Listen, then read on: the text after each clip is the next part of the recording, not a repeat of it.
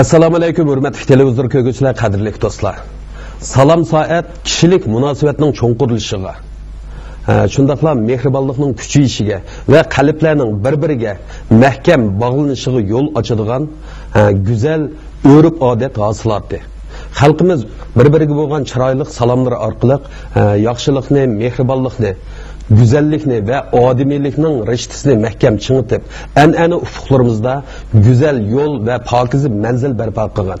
Biz bugun shu salom soat odatlarimizdagi qimmat va hikmat degan temada shu temaga munosabatlik bir qism shaxslarni suhbatga taklif qildik. Men oldi bilan bugungi suhbatimiz taklif qilingan to'rdagi aziz mehmonlarni tanishtirib o'tay. Xinjiang Universiteti Filologiya instituti Kino televiziya san'ati fakultetining shujisi Tursun Savut Udmesh. G'olshaharlik xalq hukumati Ma'rif mufattishlik ishxonasining pensioneri Toshpo'lat Qobil. Xinjiang tajriba o'tir maktabining til adabiyot o'qituvchisi Zaynura Vahab. Salom soatning shakllari xilma-xil bo'lsa-mu, u insoniyatga o'rtaq tema.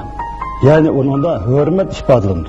Uyg'urning an'anaviy qoidasi bo'yicha mayli tunishsin, mayli tunishmasin, hamma odam salom berish kerak. Odamlar mayli kim bo'lishining qatnazar hamon mehr-muhabbatga muhtoj bo'lib yashaydi. Mehr-muhabbat zaman, makondan halqagan bo'lib, davlat tavalligi chek-chegarasi bo'lmaydi. Endi Toshpo'lat muallim, salom soat kishilik munosabatdagi zil va nozik masala. Endi siz mush fursatda bir so'zlab bersangiz, bu salom soat qanday bir xil ehtiyojning mahsuli? Ijtimoiy turmushda har qaysi rayonlardagi xalqlar millat alayidligi, e'tiqod alayidligi, urf-odat alayidligi, jug'rafiyalik joylashish alayidligiga qarab xilma-xil shakllarda salom soat qilishadi. Salom soatning shakllari xilma-xil bo'lsa-mu, u insoniyatga o'rtaq tema. Ya'ni uningda hurmat ifodalandi. Hurmatning ifodalari ko'p xil. Bizga ko'proq uchraydiganlari, masalan, oldi bilan salom soatlashish, hol ahvol so'rashish, do'stona qo'l elishish, samimiy qizg'in hissiyat ifodalash, o'zaro takalluf iltifot ko'rsatish, masalan, o'ringa, joyga, to'rga Müslüman bir xil hurmatning ifodalari. Endi nechada qistirib o'tib ketish kerak. Shu jamiyatimizda to'y-to'kinlarga nazar chiroqlar ko'p boramiz. Bir jo'zli o'rtog'alarning ichida cho'qim cho'ng yoshliklar bo'ldi. Jamiyat arboblari bo'ladi. O'limalar bo'ladi. Hurmatga sazovar kishilar bo'ladi. Cho'qim shularni oldi bilan tomoq taklif qilish kerak. Yoki ular qo'l silishdan burun qo'l solmasimiz kerak. Lekin hozir yoshlar yopirilib deb ular tarva qilmaydan bo'lib ketdi. Buni shu hurmatning buzilayotganligining ifodasi. Hurmat kishilik munosabatda hal qilish rol o'ynaydi. Men bu yerda kichik bir misol olgim kelyapti. 1997-yilda mening ikkinchi o'g'lim Tehron 3-sinfda o'qiydi. Ko'chimizning beshida Xotandan kelgan Bakaraxon Tayib degan bir odam bo'lgan, yakka tijoratchi. Bir kuni bu opisi Bashag'on o'risidan balamni buyurib, bir vaqtdan keyin kirdi. Chiroyimi shalparda qizirib ketgan, chekida tamsh ter. Ağzı kulakka yetken hicib kiribdi. Voy balam nima bo'ldi? Bakaraxon meni sizledi. Shu Bakaraxon meni sizledi degan bilan buning qalbi to'lqinlanib, bu balada bir ajoyib bir o'sib ketish bu. Men o'qituvchi bo'lgach chiqib kirizdimi? 16 yil o'tdi. Hozir pat shu gap bo'lsa, Bakaraxon yaxshi odam jumodada deb qo'ydi. Demak, hurmatning, salom soatning qudrati bek cheksiz. Shuni biz hurmatni odamning psixologik ehtiyoji tava bo'lgan eng nozik va zil masala deymiz. Salom soat dal ana shu hurmatning mahsuloti bo'ladi. Endi Tursun muallim, bizningki Uyg'urlarning an'anaviy salom odatlarida bir-biriga bo'lgan shu hurmat iltifotlarida qanday bir xoslik shakllangan? Endi bizning shu uzoq muddatlik tarix taraqqiyot jarayonimizda ajdodlarimizdan avlodlarga nayt nurg'unlagan esil salom soat odatlarimiz, salom soat so'zlarimiz davomlashib keldi. Islohot ishini echib o'tishdan keyin sirtqi allarning madaniyatining ta'siri bilan nurg'unlagan odatlarimizda o'zgarish bo'ldi.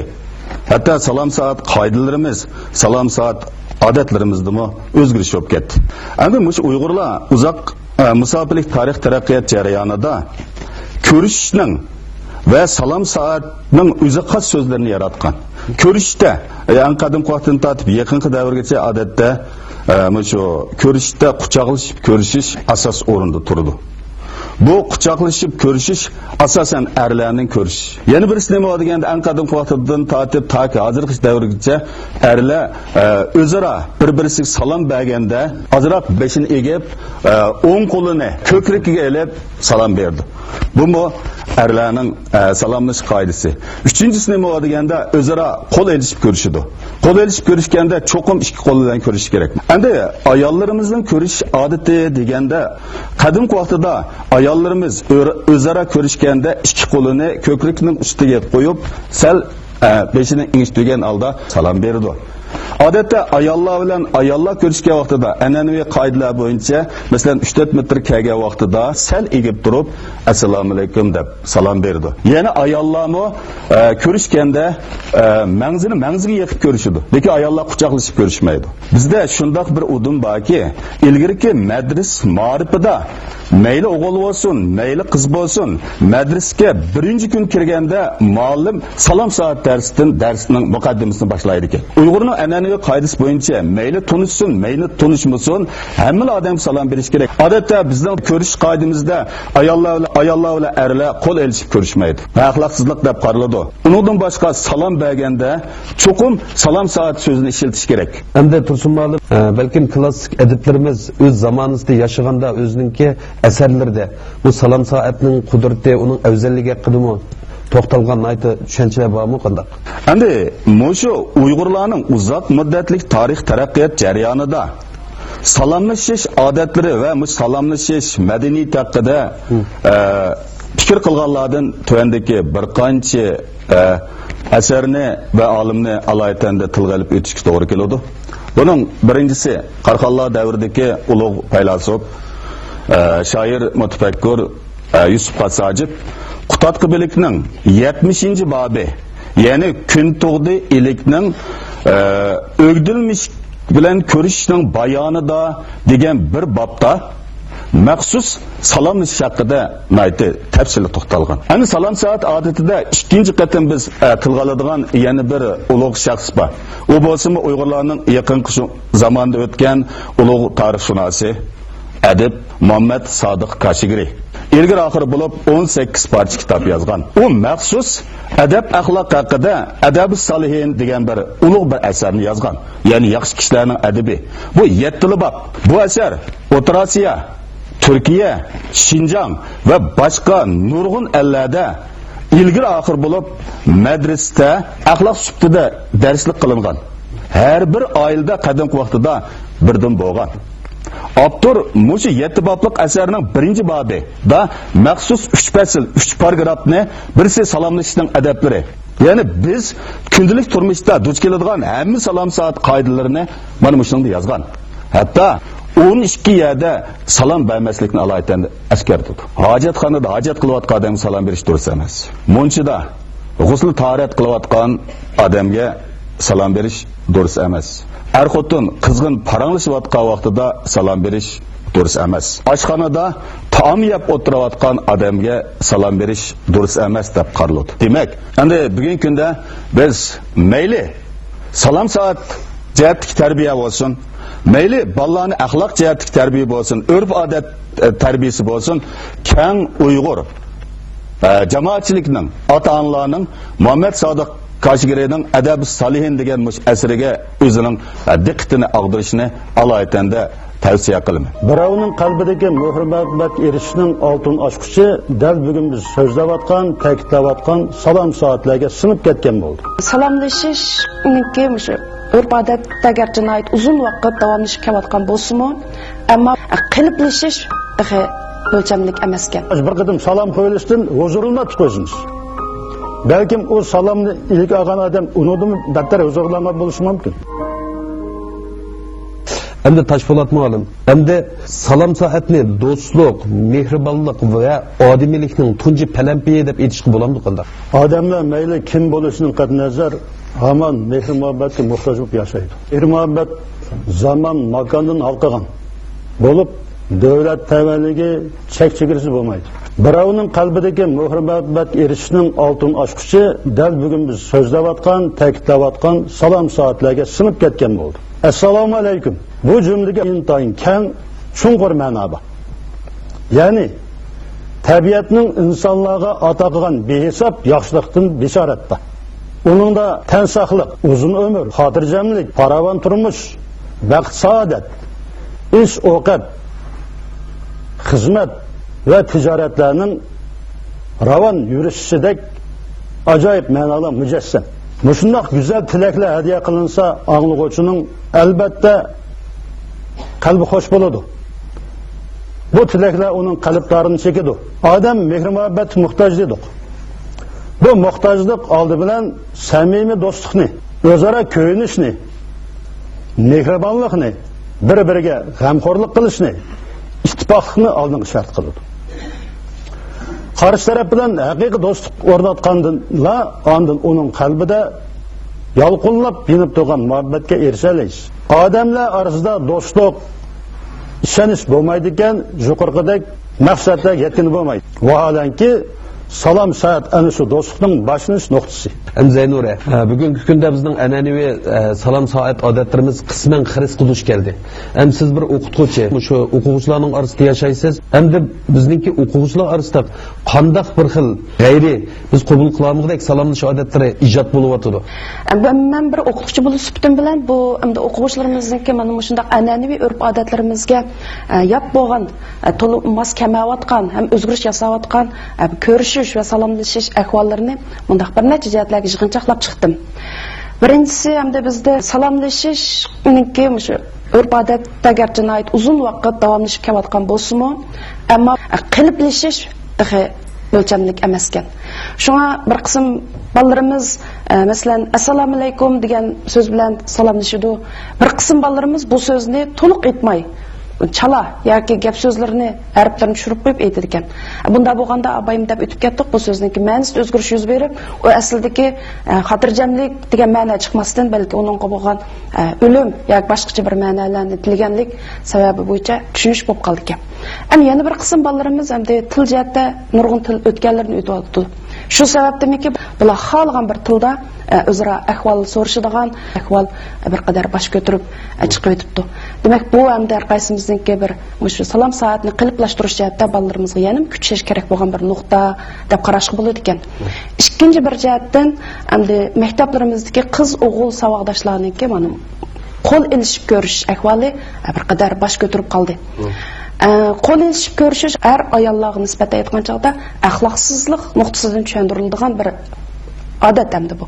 Shunga buni hamda ko'rishninki belgisi qilib olsak, bu to'g'ri bo'lgan ko'rish odat bo'lmaydi ekan.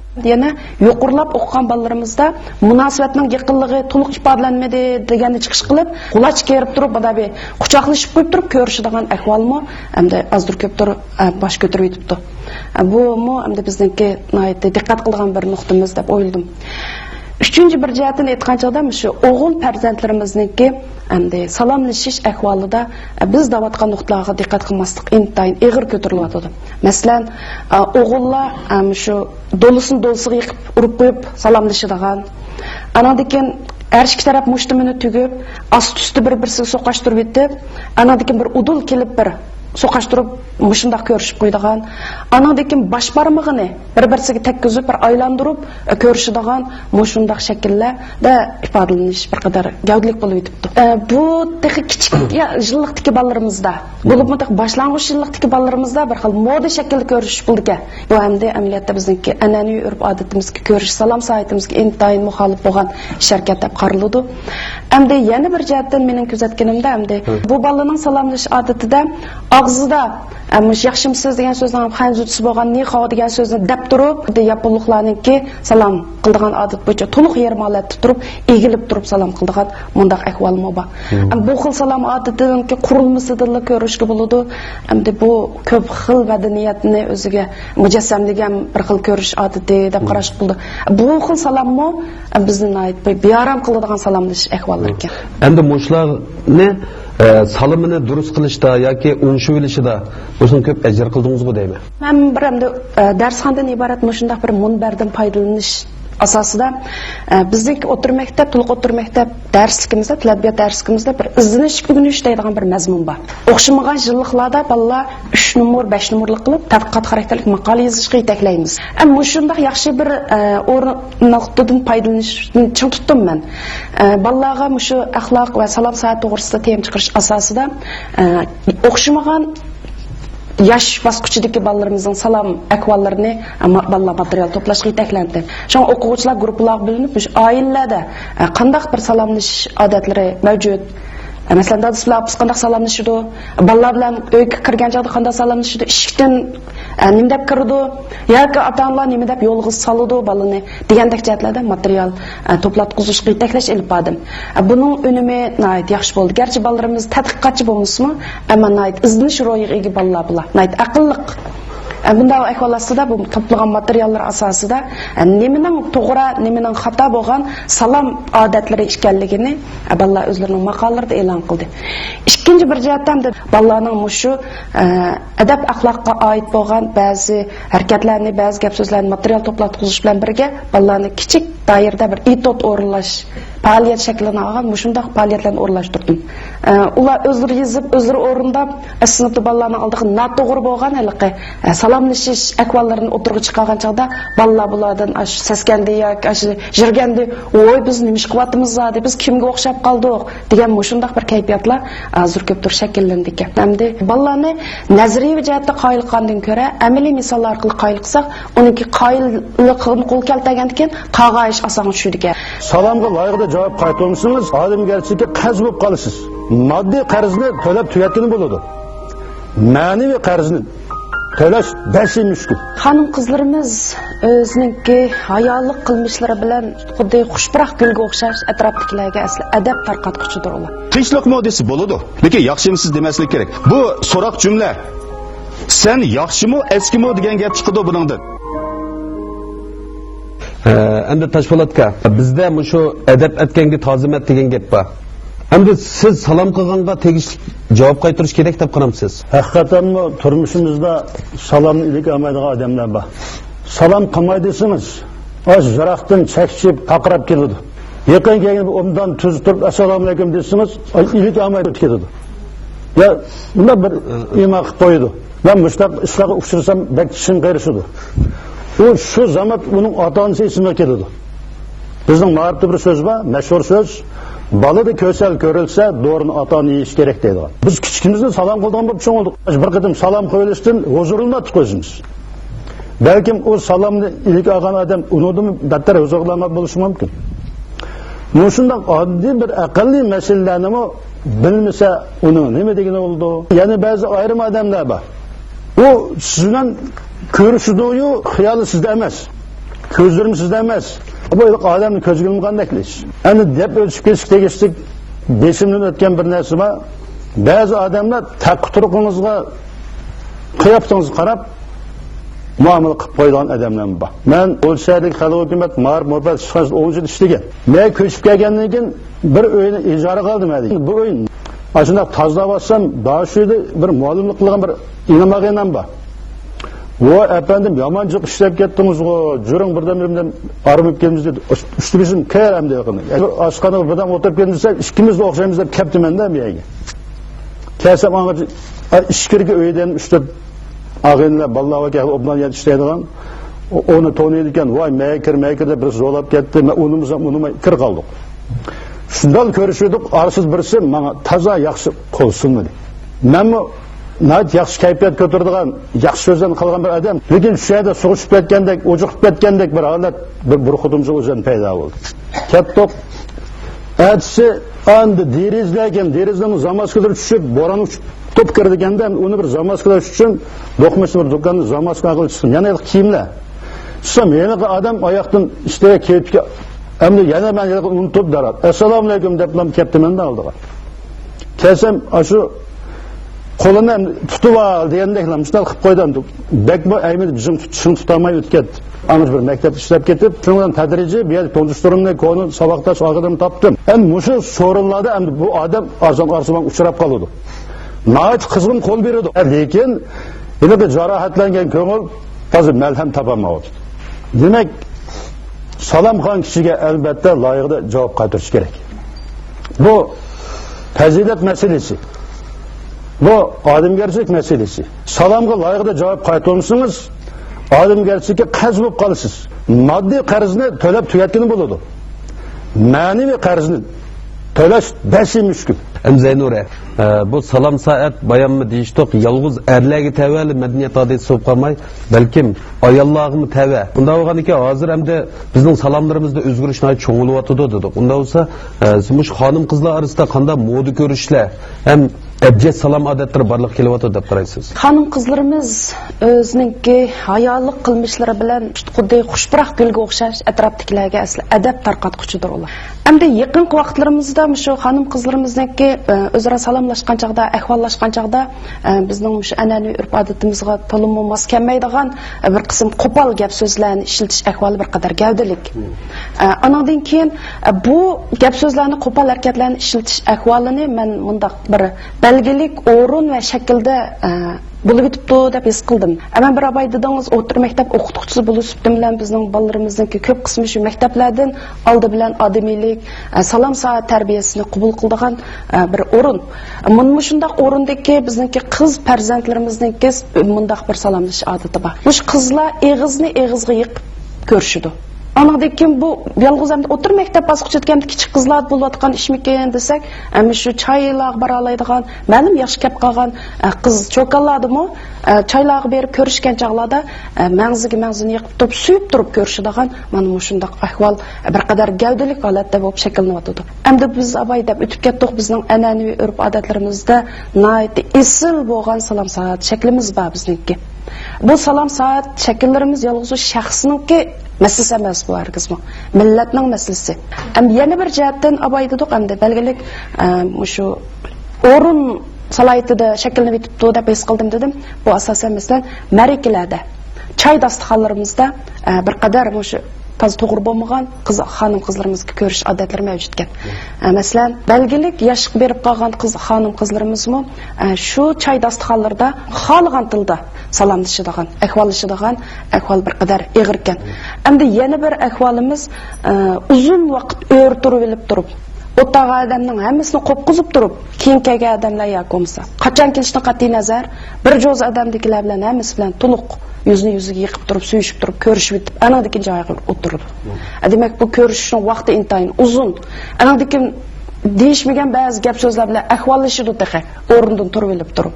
Yana bir jihatdan shu to'g'ri emasga deb qaraganlikdan, endi bir dasturxonlarga boshlanadigan bo'lib ketdik, mariklar bo'lgan vaqtlarimizda.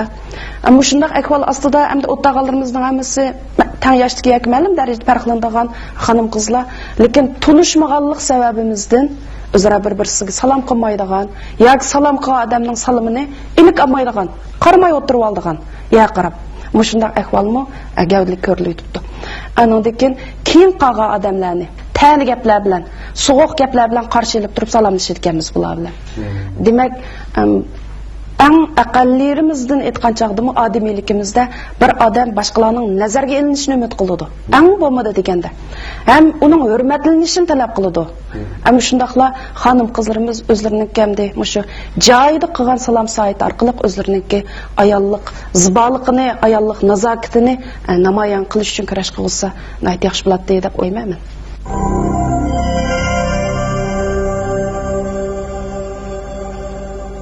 Men o'qish munosabati bilan Yaponiyada biroz uzoqroq turib qoldim. Ammo shu jarayonda Yaponiyaningki shu salom soat urf-odatining intayin yaxshi bir taraflari menga cho'nqur ta'sir qoldirdi.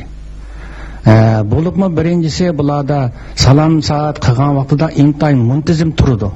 Undan kiyimninki nimasiga nihoyat diqqat qiladi. Yana birisi bularda qo'l ilishib ko'rish odat bo'lmaydi ekan. Bularda g'ayri salom soat nihoyat oz uchurdi endi menga. Men bir so'rovga berib, 12-13 yoshli bola ekan, bir o'g'il bola bilan ko'rishib o'tib, qissam bu bola bilakka qarab turib men bilan ko'rishdi. Shunda turib bir xil bo'lib qoldim. Men bilan ko'rishib bo'lib, qarasam endi odam yo'q ekan berib dedim ataytan. Oğlum sen abaytın körüşke vaqtida men shunda qizg'in sana salom bersam, mening salomimni ilik olmay bilakka qarab turmaydi salom berdi. Bu pek sen ko'nglim keldi, tanqidlab qo'yaysin deb dedim. Orliqda 4-5 yil o'tgandan keyin yana bir so'rinda bu bola meni tunib atoydan kepti.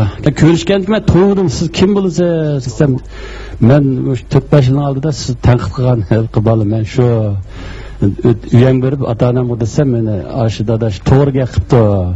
Salom berganda cho'qim xalqlarning chiroyi qizg'in muomalani qarab turib, qo'lni ko'rishkining to'g'ri deb boshladi deb men shunda ta'sirlandim alqobalning gapidan. Bu salomlashgan bir ajdodlar avlodni ulaydigan bir ish ekan. Anakan mush o'tirdi muhabbat paydo qilgan, o'tirdik adovatni tuydigan nihoyat bir angushtar ekan bu.